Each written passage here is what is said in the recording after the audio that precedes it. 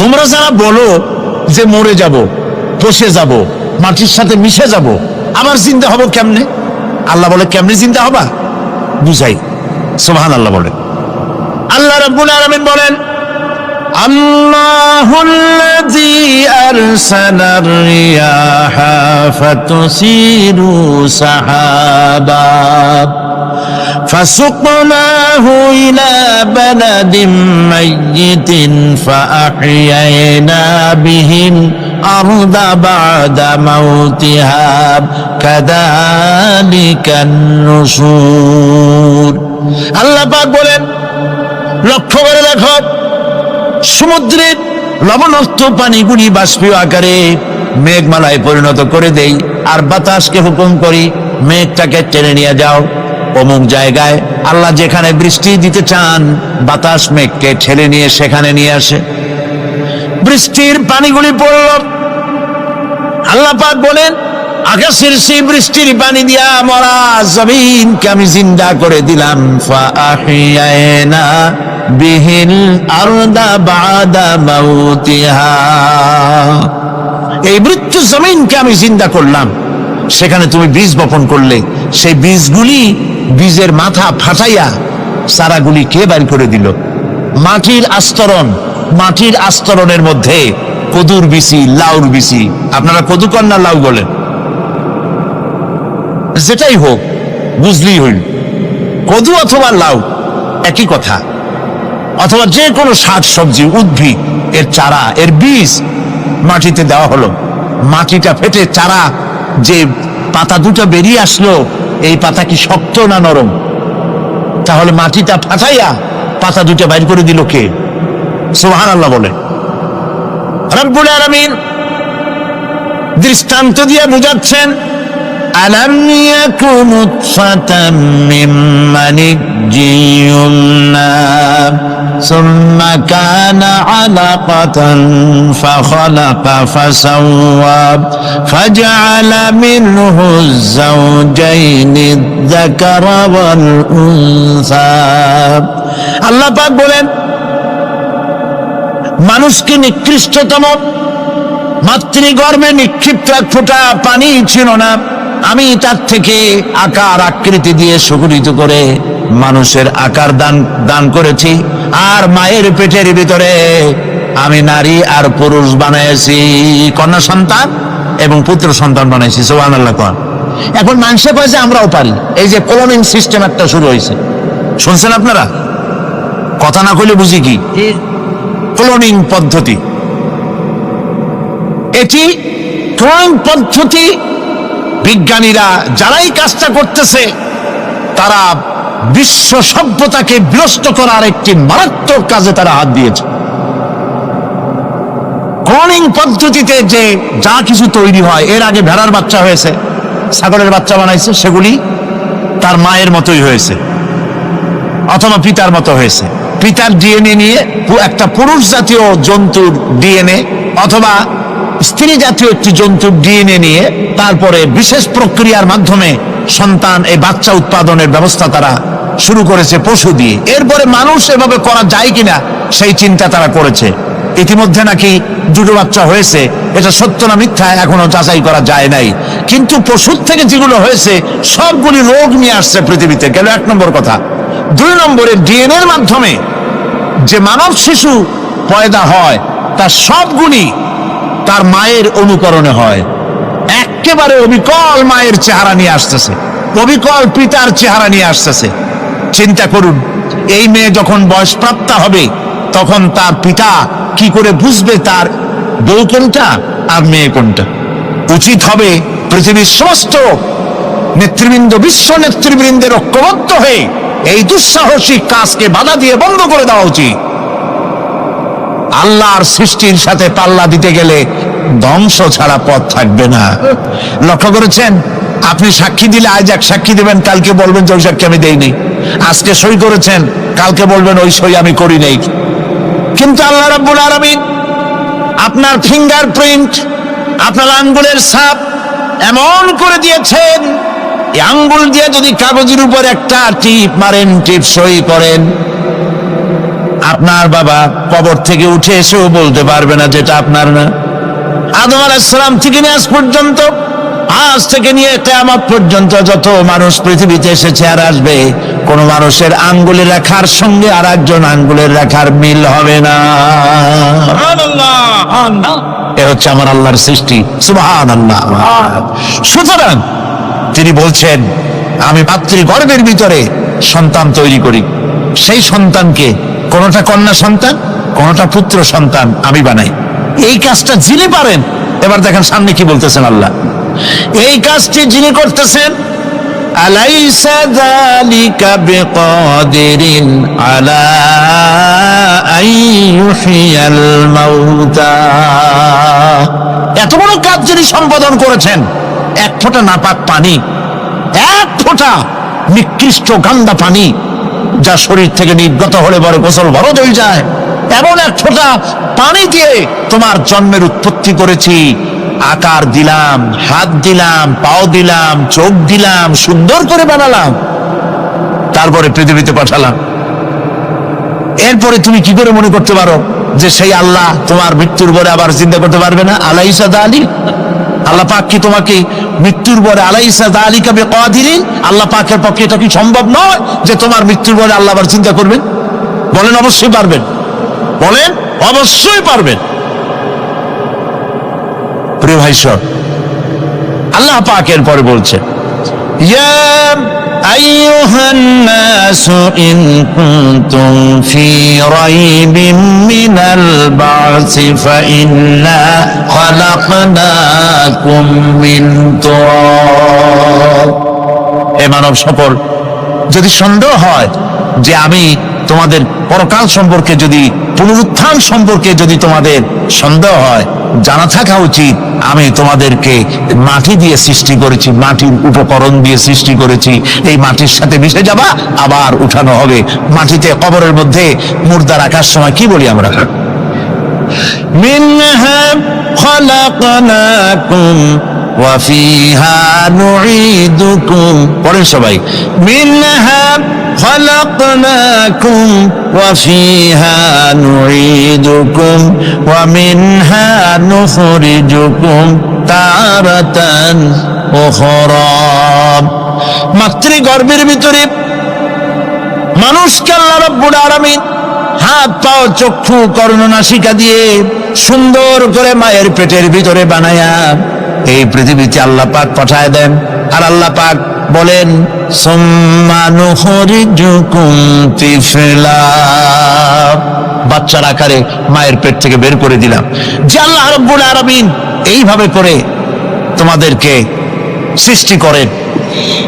যালিকা বিআন্নাল্লাহা হুয়াল হক, জেনে রাখো এসব কিছু এই জন্যই ঘটে যেহেতু আল্লাহ রাব্বুল আলামিন, আল্লাহ তাআলা মহাসত্য, তিনি যা বলেন তাও সত্য, তার কথার মধ্যে কোনো রকমের বৈপরীত্য নাই। ব্যারোমিটার যন্ত্র আছে, যে যন্ত্রের মাধ্যমে আবহাওয়া মাপা হয়, বৃষ্টি হবে কি হবে না, ঝড় হবে কি হবে না, জলোচ্ছ্বাস হবে কি হবে না, এগুলি ব্যারোমিটার যন্ত্র দিয়া, আবহাওয়া মাপা যন্ত্র দিয়ে তারা মাপে। কিন্তু আপনারা কি কখনো শুনেছেন যে রেডিও টেলিভিশনে বলা হয়েছে সন্দ্বীপ, কুতুবদিয়া, হাতিয়া, সেন্ট মার্টিন এবং বাঁশখালী, আর কি কোন দু একটার নাম, কক্সবাজার, পতেঙ্গা ইত্যাদির উপর দিয়ে 280 মাইল স্পিডে ঝোড়ো হাওয়া প্রবাহিত হবে। আগামীকাল 30 ফিট উঁচু হয়ে জলোচ্ছ্বাস হবে, এরকম কথা বলে কেউ? কি বলে? হইতে পারে, হইতে পারে, বজ্রসহ বৃষ্টিপাত হতে পারে। এবার কোরআন শরীফ দেখুন তো, কোরআন শরীফে কোথাও আছে পরকাল হইলেও হইতে পারে, কবর আযাব এটাও হয়তো হইতে পারে, জান্নাত আর জাহান্নাম থাকতেও পারে, এরকম কথা আছে? সব কথা ডাইরেক্ট, কোন কথার ভিতরে কোন রকমের বৈপরীত্য নাই। আল্লাহ রাব্বুল আলামিন বলেছেন, ইযাস সামাউ ফাতারাত, আকাশসমূহ যখন বিদীর্ণ হয়ে যাবে, ওয়া ইযাল কাওয়াকিবু তাসারাত, আর যখন তারকাসমূহ বিক্ষিপ্ত হয়ে পড়বে, وإذا القبور بعثرت, আর যখন কবরের ভিতরে যা কিছু আছে সব উদ্গীরণ করে দেওয়া হবে। সমস্ত কথাগুলি ডাইরেক্ট, যালিকা বিআন্নাল্লাহা হুয়াল হক, যেহেতু আল্লাহ মহাসত্য। ওয়া মান আসদাকু মিনাল্লাহি কিলা, আর আল্লাহর চাইতে সত্যবাদী আর কে আছে? বলেন আছে কেউ? সে আল্লাহ রাব্বুল আলামিন বলেন, এত কিছু কাজ, এত সুন্দর ব্যবস্থাপনা করে যিনি করেন, ওয়া আন্নাহু ইউহয়িল মাউতা ওয়া আন্নাহু আলা কুল্লি শাইইন কাদির। সে আল্লাহ রাব্বুল আলামিন তোমাদেরকে তোমাদের মৃত্যুর পরে আবার জিন্দা করবেন, এতে সন্দেহ করার কোনো কারণ নাই। وأن الساعة آتية لا ريب فيها وأن الله يبعث من في القبور। আল্লাহ পাক বলছেন অবশ্যই কিয়ামত আসবে, তাকে কেউ বিন্দুমাত্র এতে কোনো সন্দেহ নাই। আর وأن الله يبعث من في القبور, আর আল্লাহ পাক অবশ্যই কবরে যা কিছু আছে সব বের করে নিয়ে আসবেন। কান্নাহুম জারাদুম মুনতাশির, যেমন আপনারা দেখছেন কিনা এই যে যখন বন্যা বলে, পানি টানি যখন ওঠে, বন্যা নাকি বলে, তুফান, বন্যা ইত্যাদি যখন হওয়ার সম্ভাবনা হয়, তখন মাটি থেকে, গ্রাম্য পরিবেশে দেখা যায় মাটি থেকে পোকামাকড় গুলি এভাবে উঠতে থাকে। দেখছেন না? আপনারা দেখছেন কিনা? পাখাওয়ালা পিঁপড়াগুলি এইভাবে সব উঠতে থাকে। কান্নাহুম জারাদুম মুনতাশির, এইভাবে করে পোকামাকড় পতঙ্গগুলি যেভাবে মাটি থেকে উদ্গত হতে থাকে, সমস্ত খবরগুলি থেকে মানুষগুলি এভাবে উদ্গত হয়ে যাবে। তবে হ্যাঁ, আপনারা একটা প্রশ্ন করতে পারেন যে কবর দিয়ে সব উঠবে, কিন্তু যে মানুষের বাগে খাইছে তার কি হবে? যে মানুষের আগুনে পুড়ে গেছে তার কি হবে? যে নদীর মধ্যে ডুবে গেছে তার কি হবে? যে কুমিরের পেটে চলে গেছে তার কি হবে? এরকম একটা প্রশ্ন আপনারা করতে পারেন। কবর কাকে বলে সেটা আমাদের জানতে হবে। কবর শুধু মাটির গর্তটাকেই কবর বলা হয় না, এটি আলমে বারজাখ, এটি পর্দা, এটা জবনিকা। মৃত্যুর পরের জীবনটাই হলো আলমে আখিরাত পর্যন্ত যাইতে যে জীবনটা লাগে, যে একটি সময় আছে, এই সময়টার নামটাই হলো কবর। সেটা গর্তের মধ্যে হইতে পারে, মাটির মধ্যে, সেটা বাঘের পেটে হতে পারে, সেটা কুমিরের পেটে হতে পারে, সেটা পানিতে পচে যেতে পারে, এটা কোনো বিষয় না। আল্লাহ পাক উঠাতে চাইবেন এবং সমস্ত কিছুকে কিয়ামতের দিন আল্লাহ রাব্বুল আলামিন তার দরবারে হাজির করবে। তাহলে আমরা বুঝতে পারলাম যে কিয়ামত যে হবে এই ব্যাপারে কোনো সন্দেহের অবকাশ না। এখন ওই কিয়ামতের দিন আল্লাহ রাব্বুল আলামিন আমাদের বিচার নেবেন, হিসাব করবেন। দুনিয়ায় যে পরীক্ষা দিয়েছিলাম, এই পরীক্ষায় যদি কেউ একবার ফেল করে, আর একবার পরীক্ষা দিয়ে পাস করার সুযোগ আছে। আরো একবার যদি ফেল করে, আবার পরীক্ষা দিয়ে পাস করার সুযোগ আছে। 10 বার পরীক্ষা দিবেন, 10 বার ফেল করবেন। 100 বার পরীক্ষা দিবেন, 100 বার ফেল করবেন, তারপরেও আবার পরীক্ষা দেওয়ার সুযোগ আছে।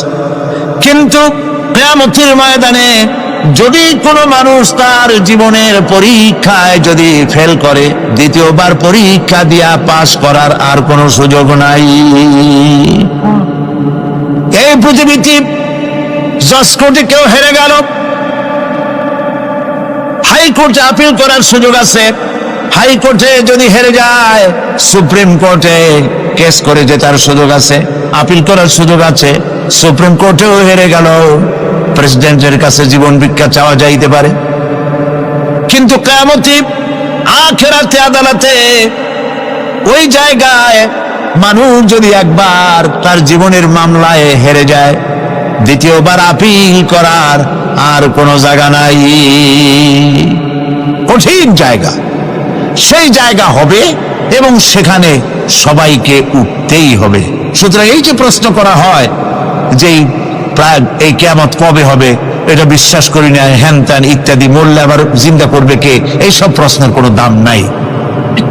আল্লাহ পাক এই ব্যাপারে আরেকটি কথা বলছেন, ইয়াসআলুনাকা কাআন্নাকা হাফিয়্যুন আনহা কুল ইন্নামা ইলমুহা ইনদাল্লাহ ওয়ালা ولكن أكثر الناس لا يعلمون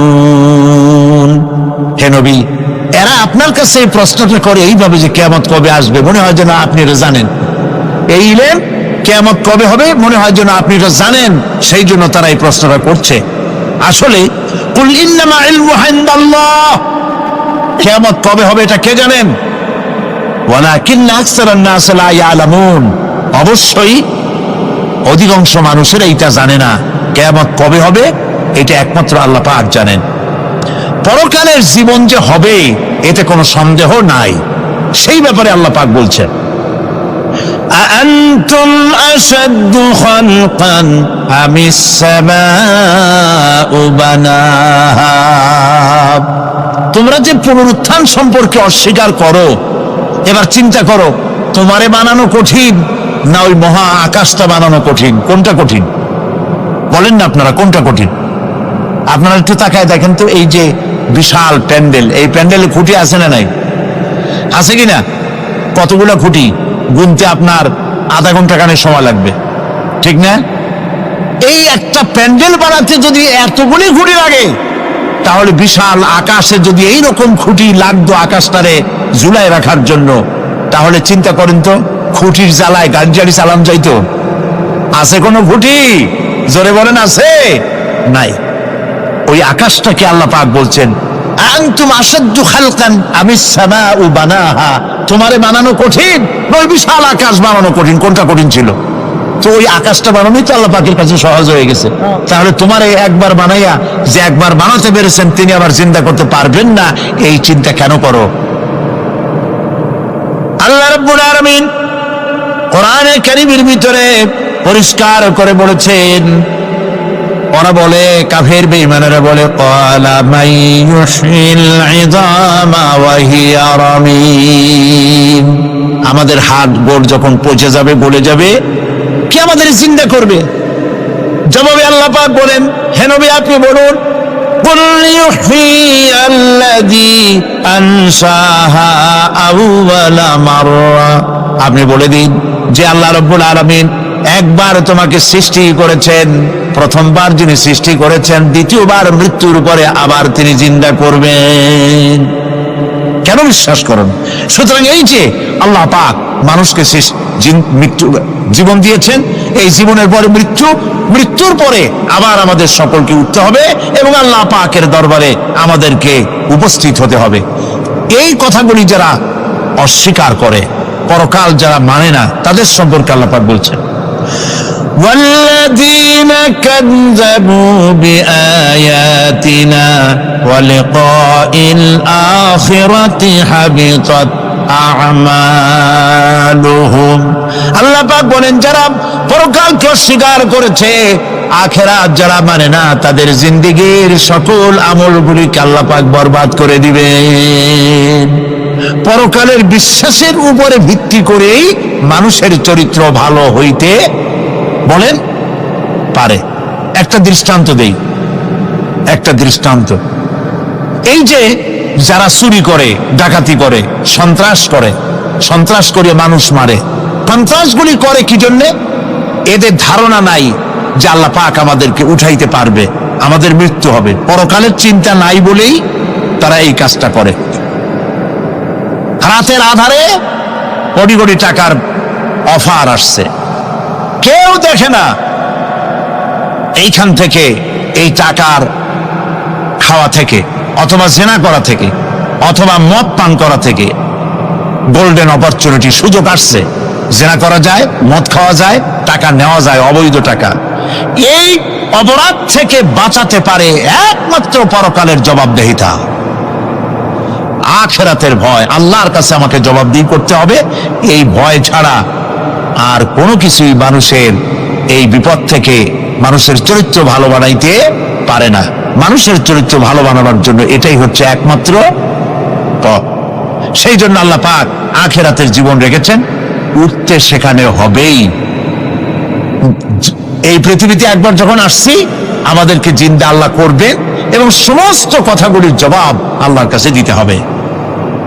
আল্লাহ রাব্বুল আলামিন বলেন অত্তুর وكتاب مسطور في رق منشور والبيت المعمور والسقف المرفوع والبحر المسجور إن عذاب ربك لواقع ما له من دافع সূরা তুর।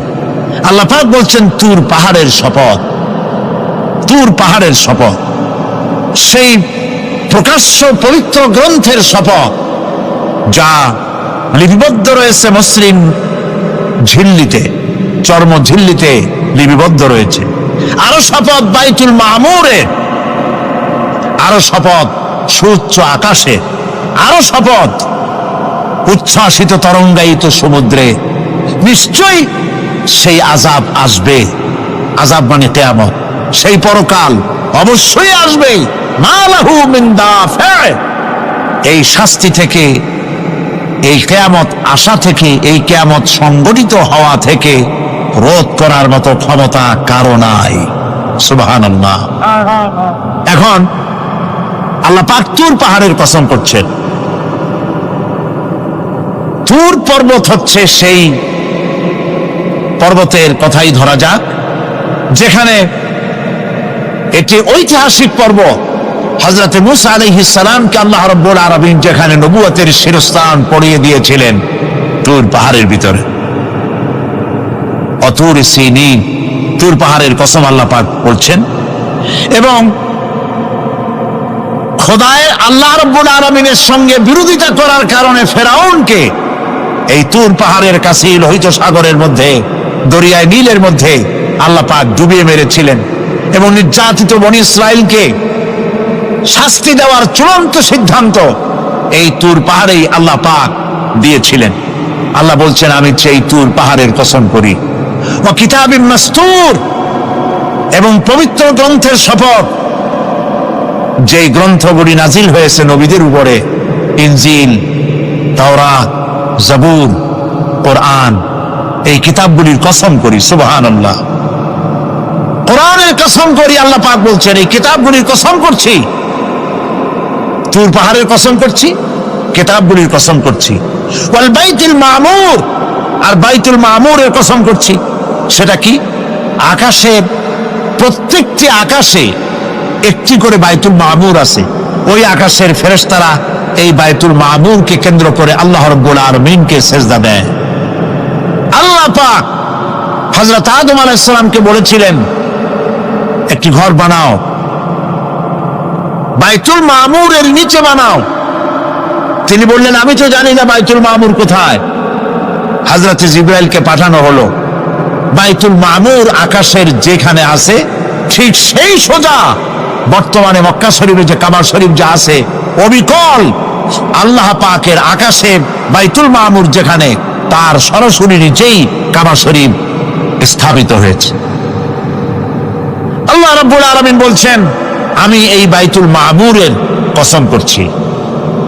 এরপরে আল্লাহ পাক বলছেন যে ফেরেশতারা যে বাইতুল মামুরকে তাওয়াফ করে এবং আল্লাহ পাকের ইবাদত করে, সেই বাইতুল মামুরের কসম।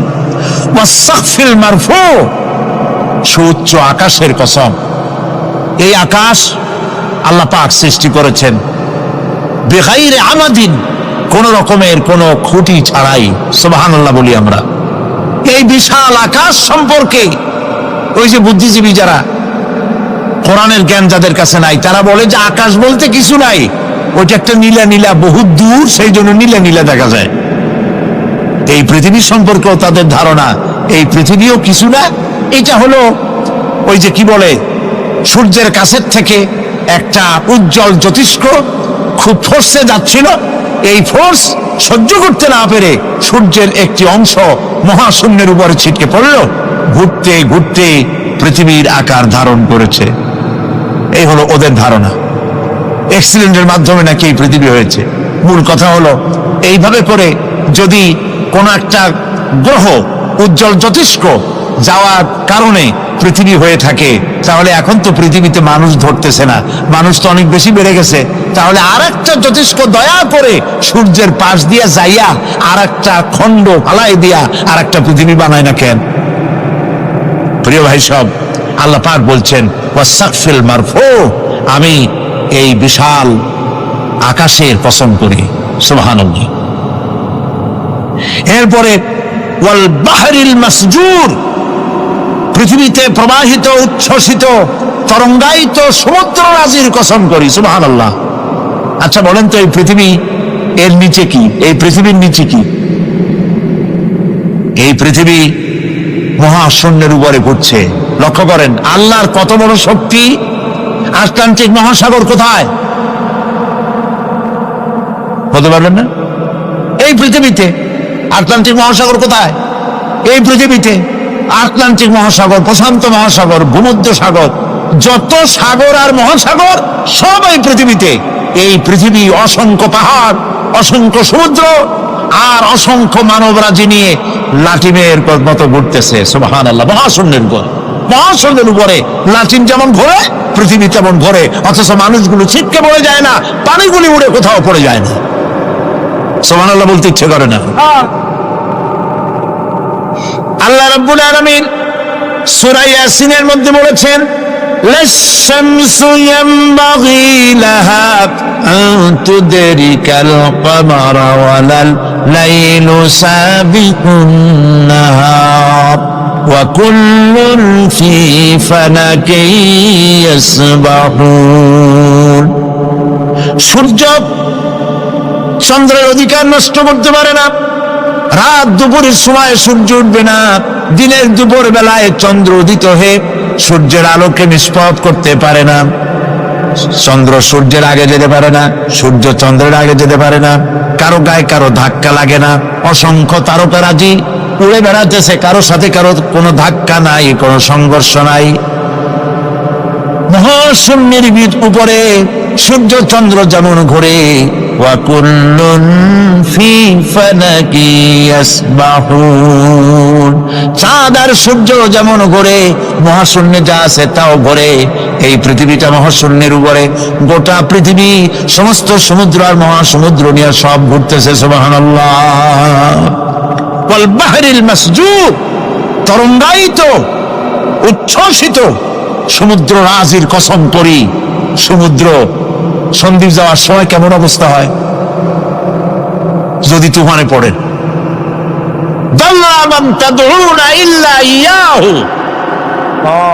সকলের কথা মানুষ ভুলে যায়। মৌজুন কাল জিবাল, পাহাড়ের মতো যখন ঢেউগুলো আসতে থাকে সবাই সব ভুলে যায়, তখন মনে পড়ে শুধু আল্লাহ। কি মনে পড়ে? আল্লাহ। আল্লাহ কত বড়, সমুদ্রের কাছে যাই দেখেন। সুবহানাল্লাহ।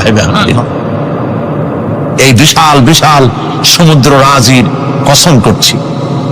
এতগুলি কসম করে আল্লাহ পাক কোরআনে কারীমের মধ্যে বলছেন, দেখো এই সব জিনিসগুলি আমি সৃষ্টি করেছি, আর এই জিনিসগুলির কসম করে বলছি সেই পরকাল অবশ্যই অনুষ্ঠিত হবে, সেই আযাব আসবে। কেউ এই পরকাল অনুষ্ঠিত হওয়া থেকে কেউ ফিরাইয়া রাখতে পারবে না।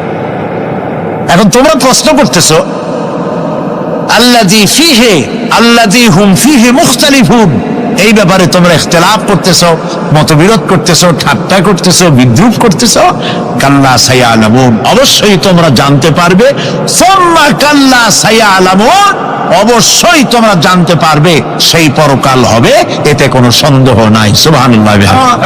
পৃথিবী একদিন পরিসমাপ্তি ঘটবে এবং আল্লাহর দরবারে আমাদেরকে উঠতে হবে এবং সেখানে আমাদের বিচার হবে। সেখানে আমাদের কি হবে?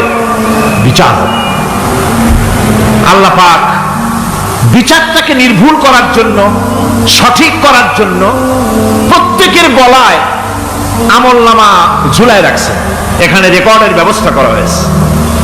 আল্লাহ পাক বলছেন ওয়া কুল্লা ইনসানিন আলজামনাহু তাইরাহু ফি উনুকিহি ওয়া নুখরিজু লাহু ইয়াওমাল কিয়ামাতি কিতাবান ইয়ালকাহু মানশুরা।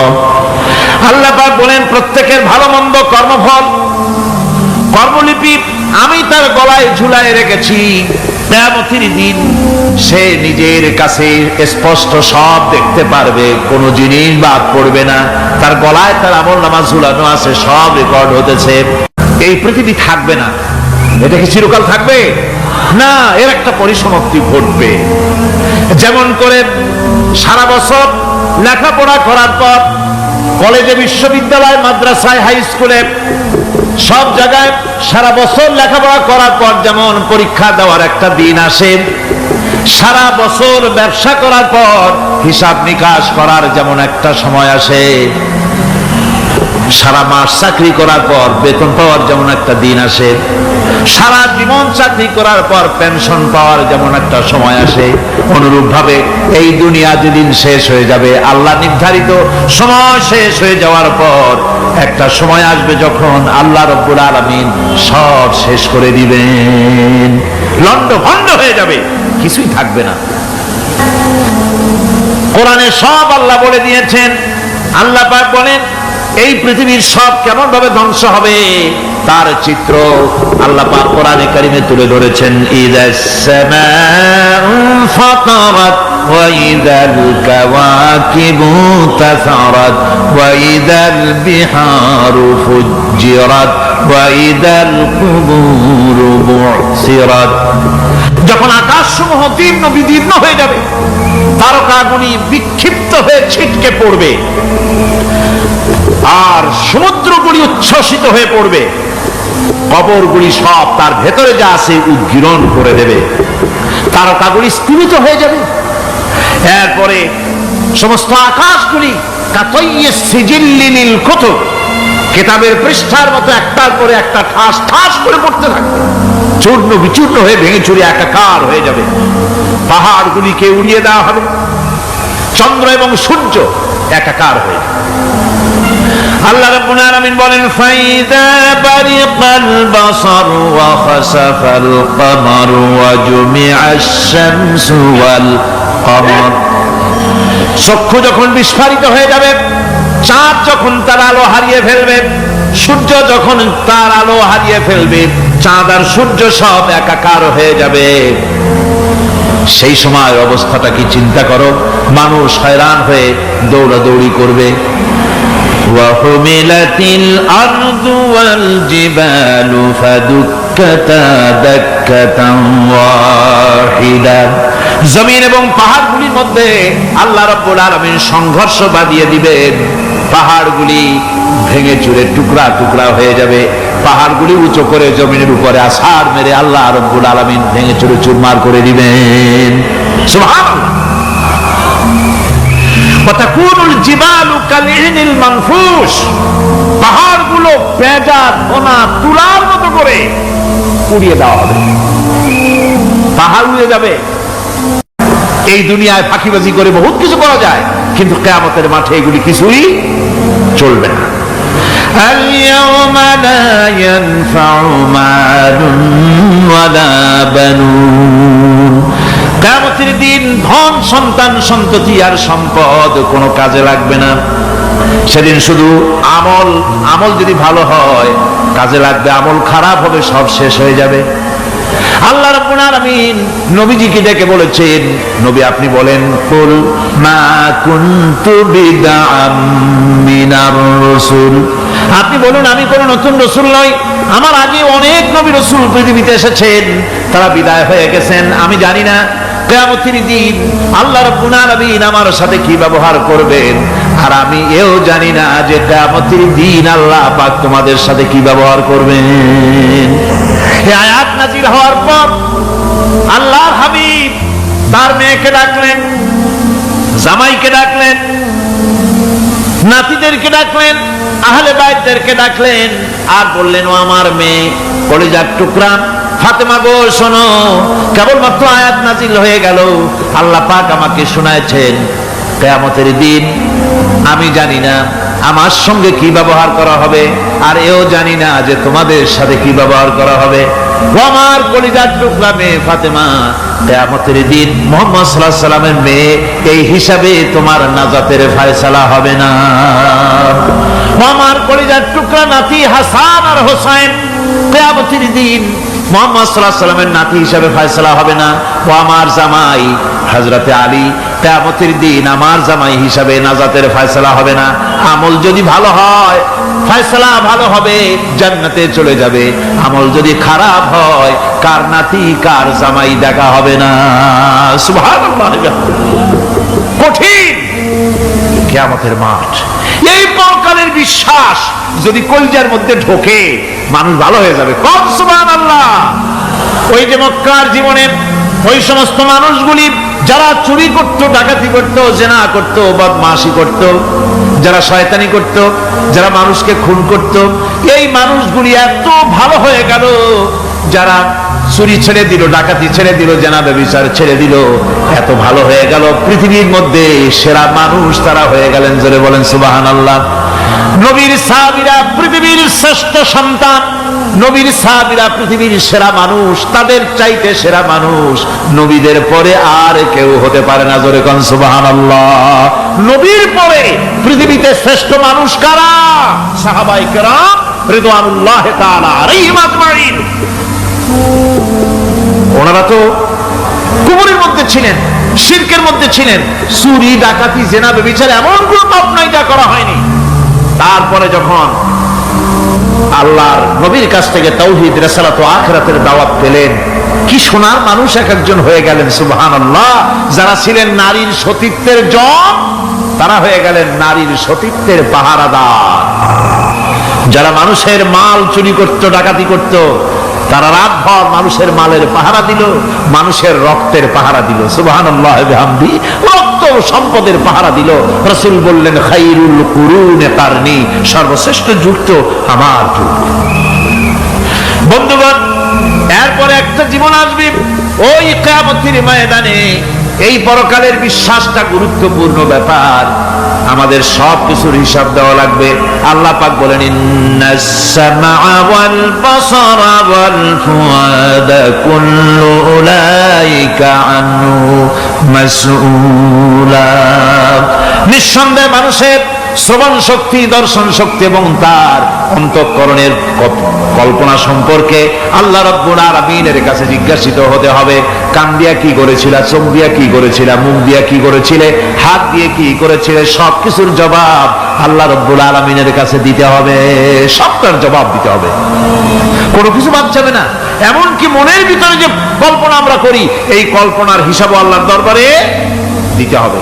কোরআনে কারীম বলছে ওয়া ইন তুবদু মা ফি আনফুসিকুম আও তুখফুহু ইউহাসিবকুম বিহিল্লাহ।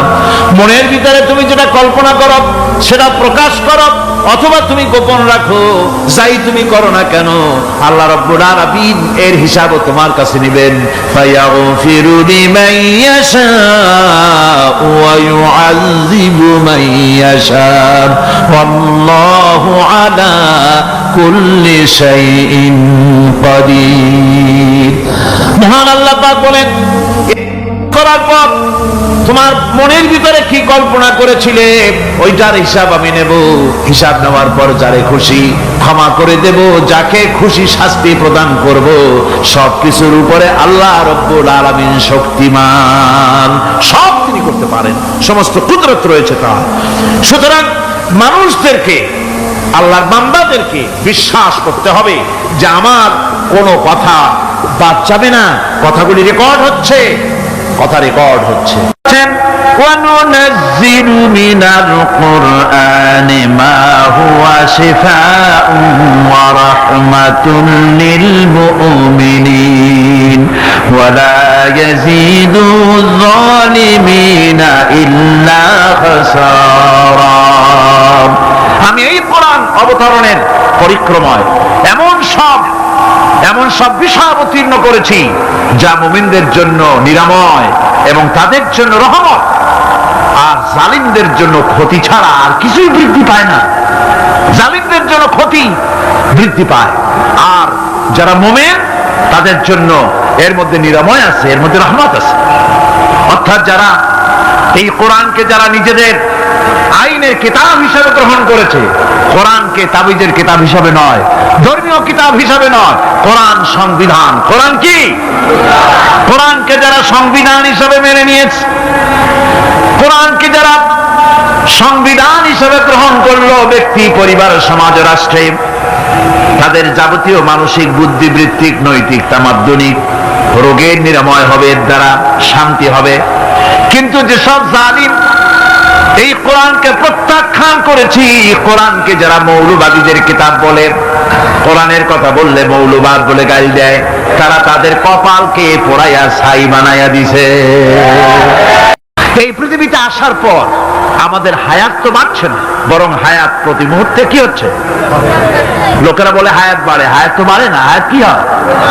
জন্মের পরের থেকে আমার জন্য রিজার্ভ আছে যতটুকু, 50 বছর বাঁচবো, 60 বছর বাঁচবো, যতটুকু হায়াত আমার জন্য নির্ধারিত করা আছে, নির্ধারণ করা আছে, প্রতিদিন একদিন একদিন করে কমে যেতেছে। এজন্য আমি বলি, আমার বাড়িতে যে ঘড়িটা আছে, এই ঘড়িটা বেলা 1টার সময় ঢং করে একটা আওয়াজ দেয়, শ্রোতাকে শুনিয়ে দেয়, বাড়িওয়ালা তোমার জীবনের মূল্যবান হায়াত থেকে 1 ঘন্টা কমায়া দিলাম। 2টার সময় 2টা ঘন্টা লাগায় শোনায় দিল, বান্দারে তোমার জীবনের মূল্যবান সময় থেকে 2টি ঘন্টা কমে গেল। এমনি করে দিন গেল, মাস গেল, বছর গেল, আমাদের হুঁশ হলো না। সময় চলে গেল তাস খেলে খেলে, সময় চলে গেল আমাদের খেলাধুলা করে, শয়তানি বদমাশি করে। সময় কতটুকু পেলাম? কিয়ামতের দিন, বিচারের দিনটা যেটা হবে, আল্লাহ রাব্বুল আলামিন বলেন বিচারের দিনটাই লম্বা হবে 50 আলফা সানা মিম্মা তাউদ্দুন। বিচারের দিনটা লম্বা হবে কত বছর? 50,000 বছর। কত বছর? দুনিয়ায় যেভাবে তুমি হিসাব করো, দুনিয়ার গণনা অনুযায়ী হাসরের বিচারের দিনটা হবে 50,000 বছরের মতো লম্বা। এক কিতাবে দেখেছি, তিনি লিখেছেন হিসাব করে, কিয়ামতের ওই দিনটার হিসাবে 50,000 বছর একটা দিন লম্বা। ওই হিসাবে পৃথিবীতে যারা 60 বছর বাঁচলো, সে যেন আখিরাতে 2 মিনিট দুনিয়ায় বাঁচলো। চিন্তা করেছে? মাত্র 2 মিনিট। 60 বছর যারা হায়াত পেল, 2 মিনিট বাঁচলো। এই 2 মিনিটের জন্য কত হাঙ্গামা, কত মারধর, কত সন্ত্রাস, ক্ষমতার জন্য লড়াই, ফ্যান করেঙ্গে ত্যান করেঙ্গে, লাঠিকে আমদার মুগুর ভরেঙ্গে, শক্তির ঠেলায় অস্থির। আমার বন্ধুগণ, সময় চলে যাচ্ছে, স্রোতের মতো করে কারো জন্য সময় অপেক্ষা করতেছে না। আমাদের মৃত্যু প্রতি মুহূর্তে কাছে চলে আসতেছে।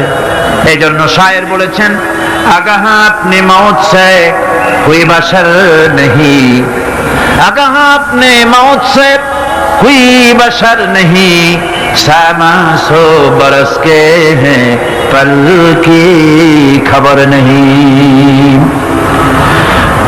মৃত্যু সম্পর্কে আমাদের কারো জানা নাই, যে কোনো মুহূর্তে মৃত্যু আমাদের কাছে এসে যেতে পারে।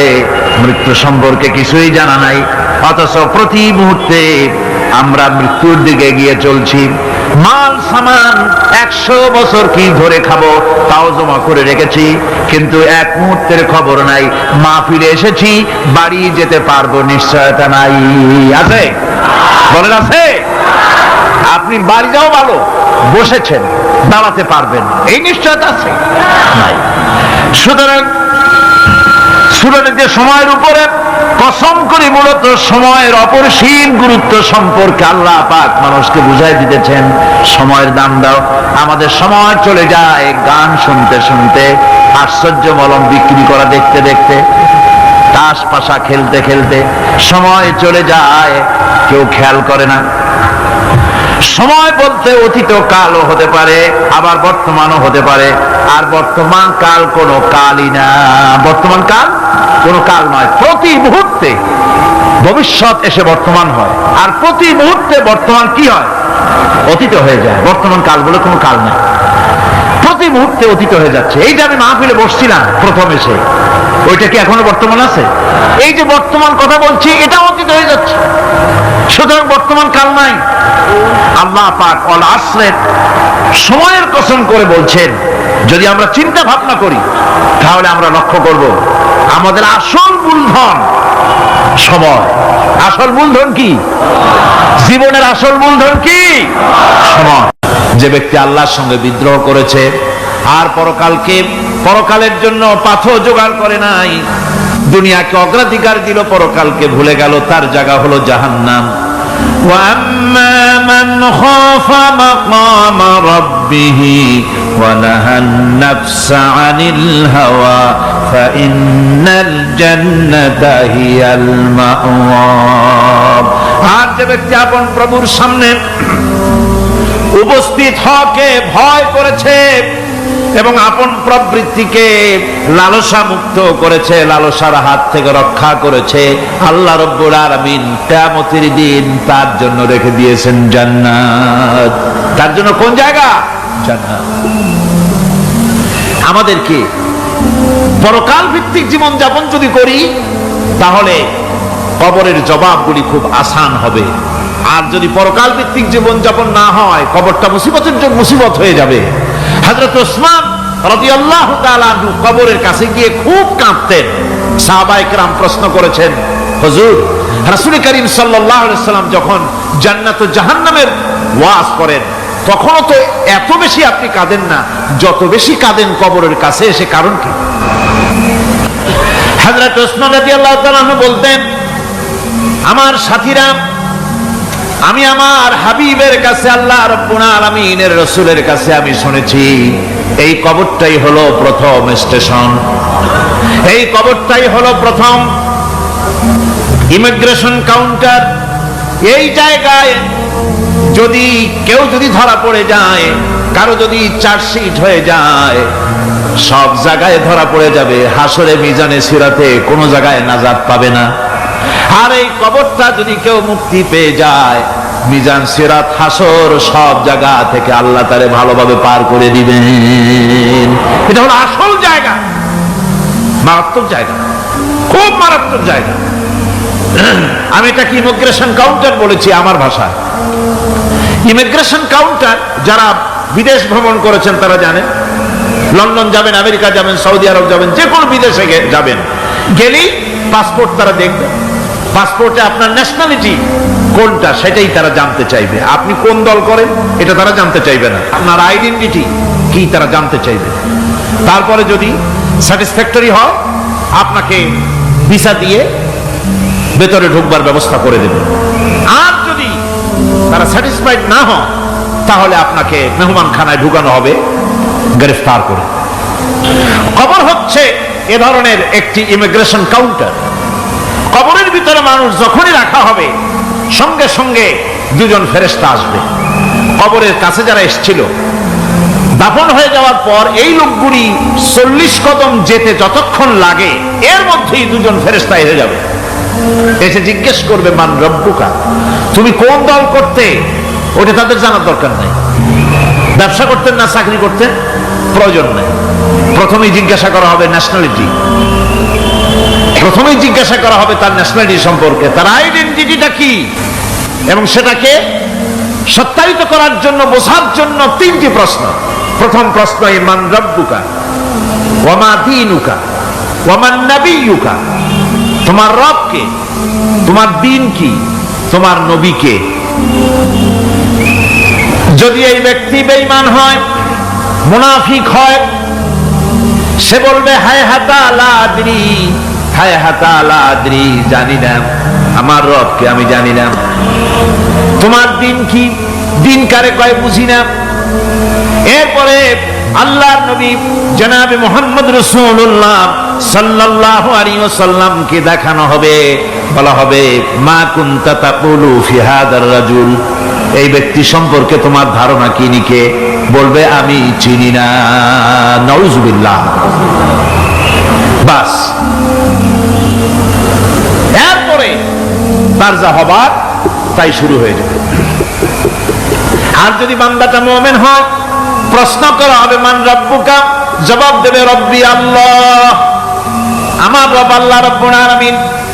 ওয়া মা দীনুকা, দীনুনা ইসলাম, আমার দিন হচ্ছে ইসলাম। এরপরে আল্লাহ নবীকে দেখানো হবে। কয়েক রকমের বর্ণনা আছে, কোন বর্ণনায় আছে হুজুরের আকারে দেখানো হবে, অথবা রাসূলকে সরাসরি দেখানো হবে। বলা হবে মা কুনতা তাকুলু ফি হাদার রাজুল, এই লোকটি সম্পর্কে ধারণা কি? মুমিন ব্যক্তি বলবে হাদা নবিয়ুনা মুহাম্মাদুর রাসূলুল্লাহ সাল্লাল্লাহু আলাইহি ওয়াসাল্লাম, ইনি আমার তো সেই নবী মুহাম্মাদুর রাসূলুল্লাহ সাল্লাল্লাহু আলাইহি ওয়াসাল্লাম। আমরা যেন এই রকমের জবাব দিতে পারি, আল্লাহ কবুল করো। সকলে জোরে কোন আমিন। জবাব হয়ে যাওয়ার পর গায়ব থেকে আওয়াজ আসবে ফাফরিশু বিল জান্নাতি ওয়ালবিসু বিল জান্নাহ, ও আমার ফেরেশতারা আমার এই বান্দাকে জান্নাতের পোশাক পরায়া দাও আর কবরটাকে জান্নাতের বিছানা বিছায়া দাও। জান্নাতের পোশাক পরায়া দাও, জান্নাতের বিছানা বিছায়া দাও। ইলা মাদ্দা বাসারিহি, তার চোখের দৃষ্টি যতদূর যায় কবরটা ততটা প্রশস্ত করে দাও। এরপর বেহেশতের পোশাক পরাইয়া বেহেশতের বিছানা বিছায়া ফেরেশতা বলবে নম কানাউমুল হুরুস, ঘুমিয়ে যাও। দুলামিয়া যেমন বাসর সজ্জায় নতুন বউ নিয়ে আরামে ঘুমায়, এরকম আরামে ঘুমায় যাও। ইলা ইয়াউমিল কিয়ামা, কিয়ামত পর্যন্ত ঘুমায় আরামে ঘুমিয়ে থাকবে। এরপরে সিংহায় ফুৎকার হবে, সিংহার ফুৎকারের আওয়াজে তার ঘুম ভেঙে যাবে। বলবে ইয়া ওয়াইলানা মান বাআসানা মিন মারকাদিনা, হায় আফসোস, আমার এত আরামের ঘুম থেকে কে আমাকে জাগ্রত করলো, আমার ঘুমটারে নষ্ট করলো কে? আওয়াজ আসবে হাদা মা ওয়াদার রহমান ওয়া সাদাকাল মুরসালুন, এটা হচ্ছে রহমানের সেই ওয়াদা, আর মুরসালিনরা নবীরা সত্য কথাই বলেছিলেন, সেই কিয়ামত অনুষ্ঠিত হচ্ছে। আমার বন্ধুগণ, সেজন্য এই দুনিয়ার মোহে পড়ে থাকলে পরে দুনিয়ায় যারা অগ্রাধিকার দিবে দুনিয়াকে পরকালের তুলনায়, জবাব দিতে পারবে না কবরের ভিতরে গিয়া। আর যারা পরকালকে অগ্রাধিকার দিবে, দুনিয়ার চাইতে পরকালকে বেশি অগ্রাধিকার দেবে, আর আল্লাহর ভয় কলিজার ভিতরে রাখবে, কবরের জবাব সঠিকভাবে দিতে পারবে, কিয়ামতের দিন আল্লাহ রাব্বুল আলামিন তাদের জন্য জান্নাত দান করবেন। জোরে বলেন আমিন। মানুষের মূল ক্ষতি ব্যবসায় ক্ষতিগ্রস্ত হয়েছে, এটা মূল ক্ষতি নয়। স্বাস্থ্য হারাইছে, মূল ক্ষতি নয়। রাজনীতিতে ব্যর্থ হয়েছে, মূল ক্ষতি নয়। জীবনে মন্ত্রিত্ব হারাইছে, মূল ক্ষতি নয়। মূল ক্ষতি প্রতি মুহূর্তে সময় নষ্ট হচ্ছে, এটাই মূল ক্ষতি। ভাইরা, কিয়ামতের দিন জান্নাতীদের কোনো দুঃখ থাকবে না, সকলের দুঃখ থাকবে, জান্নাতীদের কোনো দুঃখ থাকবে নাকি? থাকবে, থাকবে। জান্নাতীদের মনের মধ্যে একটা দুঃখই থাকবে, ভালো করে শুনুন, জান্নাতীদের মনের মধ্যে একটা দুঃখই হবে। তারা মনে মনে চিন্তা করবেন, আফসোস করবেন, আরে যদি দুনিয়ায় বসে অমুক সময় বাসে বসেছিলাম, আজে বাজে চিন্তা করেছি, বাড়ির ড্রয়িং রুমে একা একা বসে বসে আজে বাজে চিন্তা করেছি, অমুক অমুক সময় খেলাধুলায় কাটাইছি, এই সময়গুলিতে যদি সুবহানাল্লাহ, আলহামদুলিল্লাহ, লা ইলাহা ইল্লাল্লাহ, আল্লাহু আকবার, এই তাসবিহ যদি পড়তাম, জিকির আজগার করতাম, জান্নাতের ভিতরে আরো নিয়ামত লাভ করতে পারতাম। সময়টা তো কাজে লাগাইলাম না। মানুষের সত্য, মুমিনের সব কাজে সওয়াব। ওয়াকুলু লিন-নাসি হুসনা, মানুষের সঙ্গে ভালো ভালো কথা কও, মানুষের সঙ্গে হাসি মুখে কথা কও। একজনের সাথে হাসি মুখে কথা বললে আপনার একটা সদকা দেওয়ার মতো সমান সওয়াব আমলনামায় লেখা হয়ে গেল। ভালো ভালো কাম করো। বন্ধুগণ, সময় দ্রুত গতিতে চলে যাচ্ছে, মানুষের জীবন ক্ষতিগ্রস্ত হচ্ছে। ক্ষতি থেকে বাঁচতে পারবে চারটা গুণ যার মধ্যে আছে, বাকি সব ক্ষতিগ্রস্ত হয়ে যাবে। আমার ভাইয়েরা, এই কথাগুলি বলে আল্লাহ পাক যেন এরকম একটা দৃষ্টান্ত দিলেন। আপনি যদি পরীক্ষার হলে গিয়া দেখেন, ছাত্ররা পরীক্ষা দিতেছে, পরীক্ষার জন্য নির্ধারিত সময় কতটুকুন? 3 ঘন্টা। 3 ঘন্টা। 3 ঘন্টা। আপনি গিয়ে দেখলেন কোন একজন পরীক্ষার্থী পরীক্ষা দিতে গিয়ে আর একদিকে তাকায় আছে, আকাশের তারা গুনতেছে, অথবা সে গল্প করতেছে, অথবা পরীক্ষা বাদ দিয়ে আজে বাজে কিছু লিখতেছে। আপনি যেমন তাকে, ওই ছেলেটাকে আনবো না, গাফেল ছেলেটাকে ঘড়ির দিকে তাকায় বলেন, এই ছেলে ওই ঘড়ির দিকে তাকাও, দেখো তোমার সময় কিন্তু চলে যেতেছে, মাত্র 1 ঘন্টা আর তুমি সময় নষ্ট করতেছো। আল্লাহ যেন স্নেহ পরবশে তামাম পৃথিবীর গোলামদেরকে, বান্দাদেরকে আঙ্গুল নির্দেশনা দিয়ে বলছেন, বান্দারা প্রতি মুহূর্তে তোর জীবনের মূল্যবান সময় চলে যেতেছে, প্রতি মুহূর্তে সময় যাচ্ছে। আল ইনসান, ইনসান বলতে শুধু মুসলমান না, ইনসান বলতে কি মুসলমান শুধু না, আল ইনসান মানব মণ্ডলী, বিশ্বের সমস্ত মানুষকে আল্লাহ বলছেন, হিন্দু, খ্রিস্টান, বৌদ্ধ, নাসারা, ইহুদি, মজুসি, মুসলমান, বিশ্বের সব মানুষকে আল্লাহ বলছেন। যেহেতু আল্লাহ স্রষ্টা, মানুষের ব্যাপারে সার্বিক কল্যাণময় কথা কে বলতে পারেন? কে বলতে পারেন? সে আল্লাহ রাব্বুল আলামিন বলছেন, সময় চলে যাচ্ছে ও পৃথিবীর মানুষেরা। এই মানুষ বলতে আল্লাহ রাব্বুল আলামিন কোন ব্যক্তি, কোন গোষ্ঠী, কোন জাতিকে বলেন নাই, বলেছেন সমগ্র মানবতাকে। এর অর্থ হচ্ছে সূরাটিতে উল্লেখ্য 4টি গুণ যদি আমল করতে পারে লোকেরা, যেই ব্যক্তি করবে, যেই সমাজ করবে, যেই রাষ্ট্র করবে, যেই গোষ্ঠী করবে, যেই জাতি করবে, তারাই ক্ষতি থেকে বেঁচে যাবে, আর যারা করবে না তারা ক্ষতিগ্রস্ত হবে। কি হবে বলুন?